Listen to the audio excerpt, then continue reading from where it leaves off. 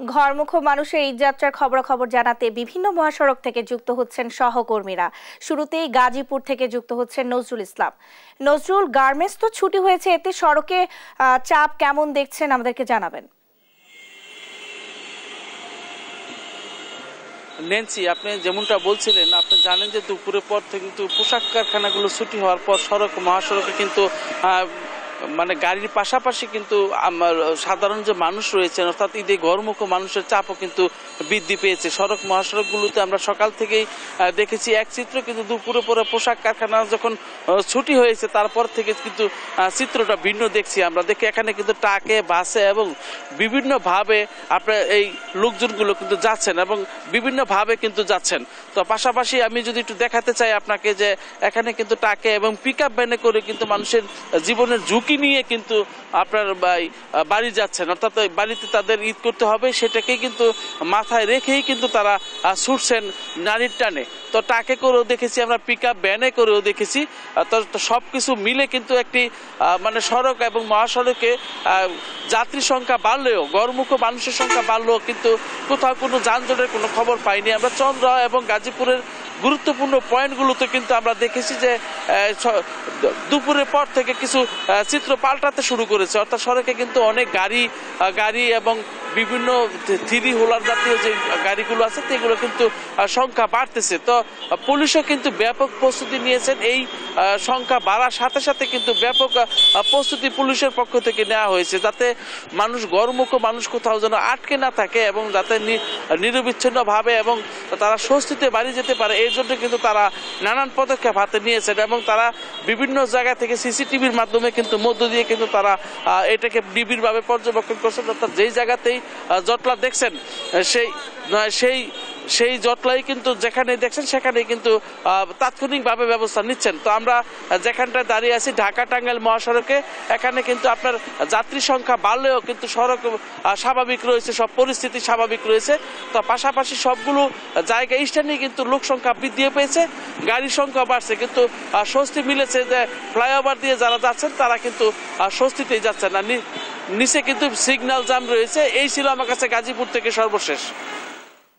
নজরুল, আপনাকে ধন্যবাদ। এবারে চন্দ্রা এলাকা থেকে যুক্ত হচ্ছেন শাহিনুর রহমান শাহিন। শাহিন, চন্দ্রার যাত্রী ও যানবাহনের চাপ কেমন দেখছেন, বিস্তারিত জানাবেন। নানসি, আপনাকে ধন্যবাদ। আমি কিন্তু এই মুহূর্তে আছি নবীনগর যে চন্দ্রা মহাসড়ক, এই মহাসড়কের পাশে। আপনাকে যদি দেখাই যে দুপুরের পর থেকে কিন্তু মানুষ কিন্তু রাস্তায় নেমে গেছে। আপনি দেখতে পাচ্ছেন যে তারা কিন্তু যেভাবে পারছে তাদের গ্রামের বাড়ি ছুটছে, এমনটি কিন্তু আমরা দেখতে পাচ্ছি। অনেকেই দেখতে পাচ্ছি যে ট্রাকে করে, খোলা ট্রাকে করে যাচ্ছে, অনেকেই পিক আপে করে যাচ্ছে এবং অনেকেই কিন্তু বাসে করেও যাচ্ছে, এমনটি কিন্তু আমরা দেখতে পাচ্ছি। এবং সেই সাথে আমরা দেখতে পাচ্ছি যে দুপুরের আগে কিন্তু রাস্তায় এবং মহাসড়কে কিন্তু চাপ অতটা ছিল না। এবং আমরা আরো দেখেছি যে বিশেষ করে এই মহাসড়কের পাশেই কিন্তু মোটর সাইকেল দিয়েও কিন্তু অনেকেই তারা গ্রামের বাড়ি যাচ্ছে, এমনটিও কিন্তু আমরা দেখতে পাচ্ছি। এবং সেই সাথে আপনাদেরকে জানিয়ে রাখি যে বিশেষ করে যে এই রাস্তার সড়ক জনপথের যে পুরো রাস্তা জুড়েই কিন্তু এখন গাড়ি, বাস, পিক আপ কিন্তু একটার সাথে একটা লেগে আছে, এমনটি কিন্তু আমরা দেখতে পাচ্ছি। এবং আপনাদের যদি পরিস্থিতি আরেকটু জানিয়ে রাখি যে পুলিশের পক্ষ থেকে কিন্তু তারা বিভিন্ন ব্যবস্থা হাতে নিয়েছে এবং ট্রাফিক বিভাগের পক্ষ থেকেও কিন্তু তাদের ব্যবস্থা হাতে নিয়েছে এবং ঢাকা জেলা পুলিশের পক্ষ থেকেও আমরা দেখেছি যে তারা কিন্তু বিভিন্ন মোড়ে তারা দাঁড়িয়ে আছে, তাদের দায়িত্ব পালন করছে। কিন্তু আমরা এখন যে মানুষের যে শেষ পর্যন্ত ঈদে বাড়ি ফেরার জন্য মানুষ কিন্তু যেভাবে পারে তারা যেতে চাচ্ছে এবং যাচ্ছে। এবং সেই সাথে আপনাদেরকে জানাই যে আমরা বিভিন্ন কাউন্টারে ঘুরেছি, কাউন্টারে দেখেছি যে মানুষে কিন্তু বাসের জন্য অপেক্ষা করছে এবং অতিরিক্ত ভাড়া আদায় করছে, এমনটিও কিন্তু আমরা দেখেছি। এই ছিল ন্যান্সি, নবীনগর চন্দ্রা মহাসড়ক থেকে। শাহিন, আপনাকে ধন্যবাদ। এবার আমরা টাঙ্গাইলে যুক্ত হচ্ছি, সেখানে আছেন আমাদের সহকর্মী আতিক রহমান। আতিক, ঢাকা টাঙ্গাইল মহাসড়কের কি অবস্থা দেখছেন আমাদেরকে জানাবেন। ধন্যবাদ ন্যান্সি। আপনি জানেন যে ঈদের বাকি আর মাত্র 2 দিন এবং উত্তরবঙ্গের অর্থাৎ যারা ঈদ করার জন্য প্রিয়জনের সাথে ঈদ করার জন্য তারা কিন্তু ঢাকা থেকে উত্তরবঙ্গের দিকে ছেড়ে যাচ্ছেন এবং আসলে ঈদের দিন যত ঘনিয়ে আসছে গাড়ির যানবাহনের চাপ কিন্তু বাড়ছে এবং বলা চলে যে আসলে যারা এখন পর্যন্ত আসলে ঈদের বাড়ি ফিরেননি তারা কিন্তু আসছেন। অর্থাৎ বিশেষ করে আমরা খবর নিয়েছি বিভিন্ন পরিবহনের কাছ থেকে যে হাজার হাজার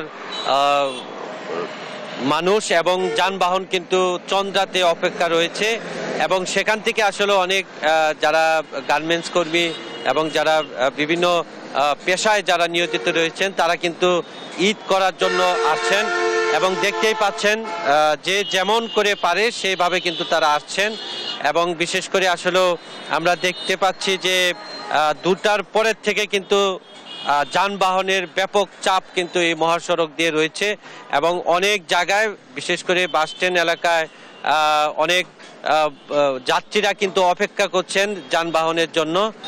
তবে আসলে ব্যক্তিগত পরিবহনে ছাড়াও কিন্তু ট্রাকে করে বিভিন্নভাবে কিন্তু এই যাত্রীরা আসছেন। তো সবকিছু মিলিয়ে এই ছিল আমার কাছে ঈদ যাত্রা নিয়ে। আতিক, ধন্যবাদ আপনাকে। এবার সবশেষ ঢাকা সিলেট মহাসড়ক থেকে যুক্ত হচ্ছেন সহকর্মী বিলাল হোসেন। বিলাল, সড়কে যানবাহনের চাপ কেমন দেখছেন? সবশেষ কি তথ্য রয়েছে আপনার কাছে, জানাবেন।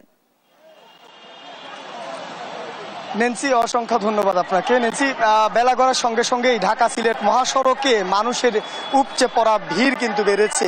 এখন মহাসড়কের চারপাশে শুধু মানুষ আর হচ্ছে যানবাহন, এমনটাই কিন্তু আমরা দেখছি। দুপুরের পর থেকেই বিভিন্ন কলকারখানা, পোশাক কারখানাগুলো ছুটি হওয়ার পরপরই কিন্তু এই মহাসড়কে যানবাহনের চাপ অনেকটাই বাড়তে শুরু করেছে। এখন মহাসড়কের পাশে যে বাস কাউন্টারগুলো রয়েছে সেই বাস কাউন্টারগুলোতেও টিকিট সংকট পড়েছে, ফলে মানুষ কিন্তু যে যার মতো করে পাচ্ছে তারা কিন্তু উঠে যাওয়ার চেষ্টা করছেন। এমনটাই কিন্তু আমরা এই ঢাকা সিলেট মহাসড়কের বিভিন্ন জায়গাগুলোতে আমরা এসে কিন্তু দেখেছি। তো এই মুহূর্তে আমরা ভুলতে এলাকাতে আছি। এখান থেকে ঢাকা সিলেট মহাসড়কের যে মূল যাওয়ার স্থান সেই জায়গাটি, এবং মানুষের ভিড় আসলে যতই সময় যাচ্ছে ততই বাড়ছে। একই অবস্থা কাঁচপুর, অন্যান্য এলাকাগুলোতেও কিন্তু একই অবস্থা আমরা দেখেছি। তো আপনাকে আরেকটি বিষয় জানিয়ে রাখতে চাই, এই মহাসড়কের কোথাও কিন্তু যানজটের খবর আমরা পাইনি। অর্থাৎ কাঁচপুর থেকে ২৫০০ পুরিন্দা বাজার এলাকা পর্যন্ত মহাসড়কের কোথাও যানজটের বিষয়গুলো আমরা এখন জানতে পারিনি, বা পুলিশের পক্ষ থেকে বলা হয়েছে মহাসড়কে একেবারেই যানজট নেই। আর ঢাকা চট্টগ্রাম মহাসড়কের সাইনবোর্ড থেকে মেঘনা টোল প্লাজা পর্যন্ত যে এলাকাটি রয়েছে সেই এলাকাতেও আজকে কোনো ধরনের যানজট হয়নি, ফলে মানুষ কিন্তু স্বস্তি নিয়ে বাড়ি ফিরছেন। যদিও এখন যানবাহনের চাপ বাড়ার কারণে এবং মানুষের চাপ বাড়ার কারণে অনেকটা পরিবহন সংকট হলে, অর্থাৎ দূরপাল্লার যে বাসগুলো রয়েছে সেই বাসগুলো একটু চাপ কমে গেছে। তো এই নানা কারণে আসলে যাত্রীরা কিন্তু একটু ভোগান্তিতে পড়ছেন। এছাড়া আর তেমন কোনো ভোগান্তি নেই ঢাকা সিলেট মহাসড়কে। নেন্সি। বিলাল, আপনাকে ধন্যবাদ। দর্শক, ঘরমুখো মানুষের ঈদ যাত্রার খবরাখবর জানাচ্ছিলেন আমাদের সহকর্মীরা।